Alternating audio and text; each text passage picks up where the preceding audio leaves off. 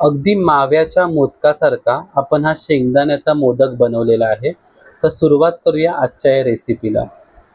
सर्वात आधी मी इथे अर्धा किलो शेंगदाणे घेतलेत आणि हे आपल्याला रोस्ट करून घ्यायचे. जास्त काळसर नाही करायचे. तर आपण आता हे रोस्ट करून घेऊया. शेंगदाणे बघा भाजलेले आहेत, म्हणजे आपली साल निघते ना एवढ्यापर्यंतच आपल्याला भाजून घ्यायचे. आता आपण याच्या सगळ्या साली काढून घेऊया. साफ करून झालेले शेंगदाणे आता आपण मिक्सरला बारीक करून घेऊया. परत कढई गरम करून घेतले. 1 कप मी ते साखर घालून घेतोय. त्याच्याहून छोट्या मेजरमध्ये इथे मी पाणी घालून घेतोय.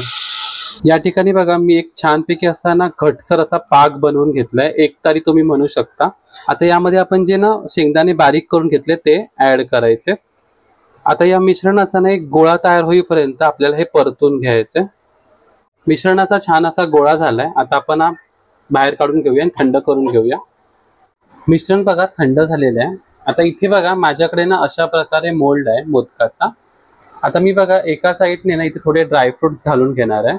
ते पिस्ता, काजू, बदाम आणि आता या मिश्रणातला गोळा काढून ह्याच्यावर अशा प्रकारे ठेवून घेणार आहे, जेणेकरून ना आपल्याला मोदक जेव्हा आपला रेडी होईल ना त्या शेपमध्ये खूप सुंदर वाटेल म्हणून.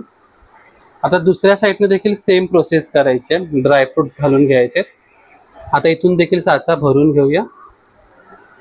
आता ना साचा आपण बंद करून घेऊया, एकदम प्रेस करून घेऊया. आणि आता ह्या साईडने ना आपल्याला वरून थोडंसं जे आपलं सारण आहे ते भरून घ्यायचे. सगळं अशा प्रकारे पूर्ण पॅक करायचे. साचा आता आपण अनमोल्ड करतोय. हे बघा पाहू शकता तुम्ही.